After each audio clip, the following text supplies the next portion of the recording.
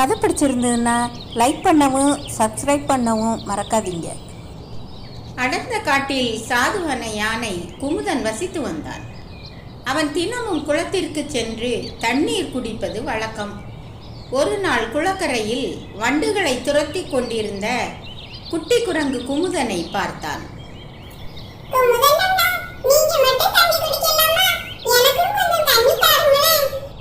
குளத்தில் தண்ணீர் நிறைய இருக்கின்றது, நீயே போய் குடிச்சுக்கோ.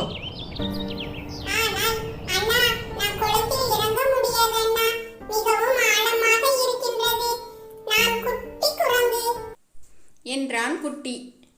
குமுதன் யோசித்துவிட்டு தனது தும்பிக்கையில் நீரை எடுத்து குட்டிக்கு கொடுத்தான். மறுநாளும் இதே வேலை. இந்த செயலை குமுதன் தினமும் செய்ய வேண்டியதாயிற்று. ஒரு நாள் யானை குளத்திற்கு சென்றபோது குட்டி குரங்கு அங்கு இல்லை. ஏமாற்றத்துடன் திரும்பும் வழியில் குளத்தின் அருகே பெரிய மரம் ஒன்றை கண்டான். அதன் கிளையில் குட்டி குரங்கு தொங்கிக் கொண்டிருந்தது. ஏய் குட்டி குரங்கே, ஏன் இப்படி தொங்கிக் கொண்டிருக்கின்றாய் என்று கேட்டான் குமுதன்.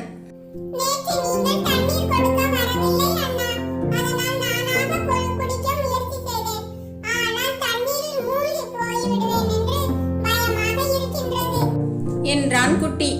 குமுதன் புரிந்து கொண்டான். எப்போதும் மற்றவர்களை நம்பி இருக்கக்கூடாது, உனக்கு தேவையானதை நீயே கற்றுக்கொள் என்று அறிவுரை கூறினான். குமுதன் சொன்னதை உணர்ந்த குட்டி தைரியமாக கிளையில் இருந்து இறங்கி மெதுவாக குளத்திற்கு சென்று தண்ணீர் குடித்தான்.